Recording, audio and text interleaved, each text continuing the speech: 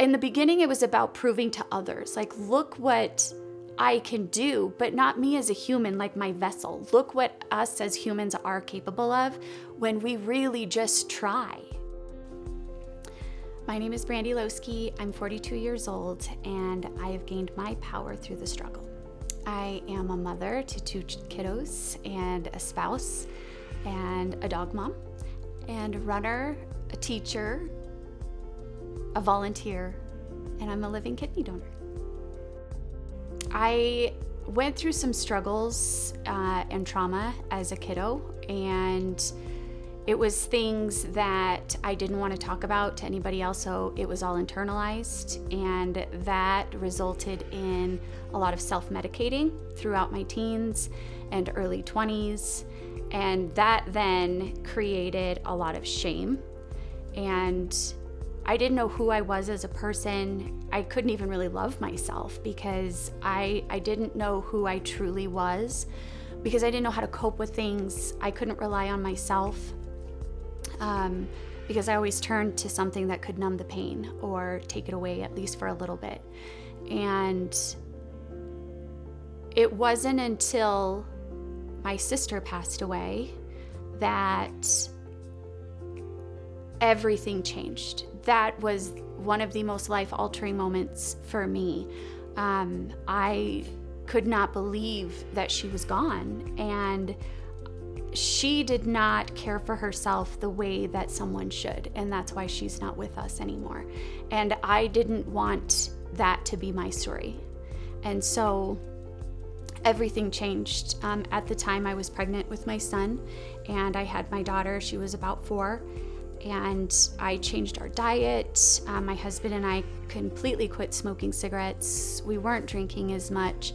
And my son was born with colic. And I say really bad. I don't know if there's a good colic, but the only time he really felt free and not crying was when we were outside. And so I started lacing up, and at 3:30 in the morning, 3:30, 4, 5, anytime during the day, we would go out, and I started running maybe a quarter mile, and then half a mile, and then that led to 3 miles and 5 miles.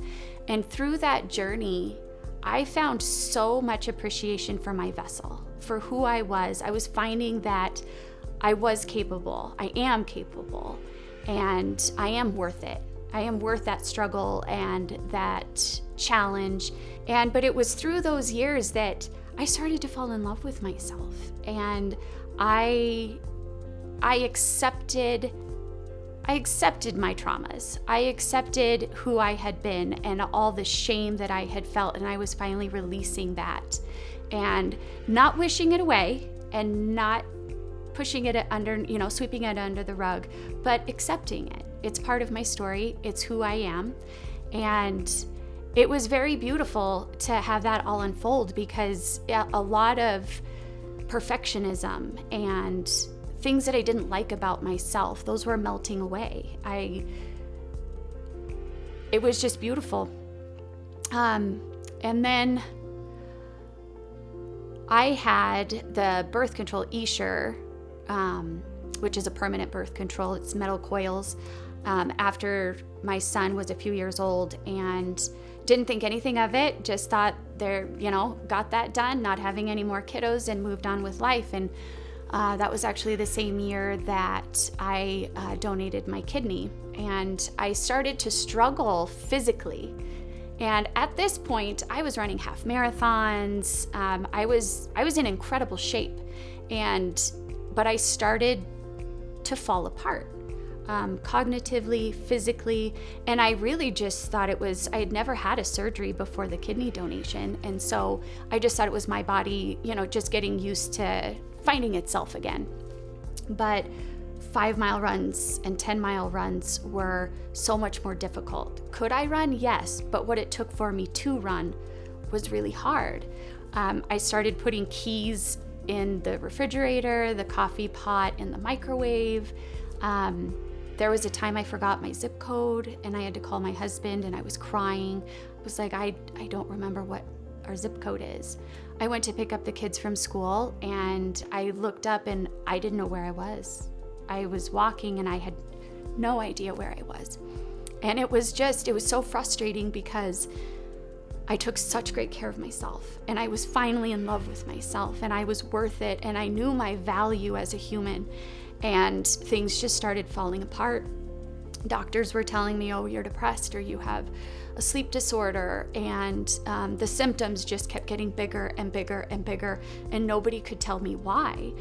And I wasn't sick enough. I could run, and I looked fine, and refusing to be bedridden shouldn't mean that you get overlooked as a patient, and that's what I felt was happening until everything came to a head. I could not even get up my stairs without the assistance of my husband, and here I was, this marathon runner, a sub 3:30 marathon runner who couldn't even get up her stairs unassisted, and someone's telling me I'm depressed. That was really, really hard, and I finally got to a point that I refused to have somebody tell me you're not sick enough. And so I just doctor after doctor after doctor, and I found out that I had dysautonomia that was triggered by heavy metal poisoning from the Escher that had been implanted.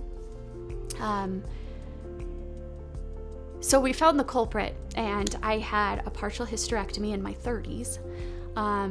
To get rid of all of the metal. The metal wasn't even in my fallopian tubes anymore. It had floated into my abdominal area, and so they couldn't snip it out because in fear of leaving parts of the coils in my body. So I had to have a hysterectomy.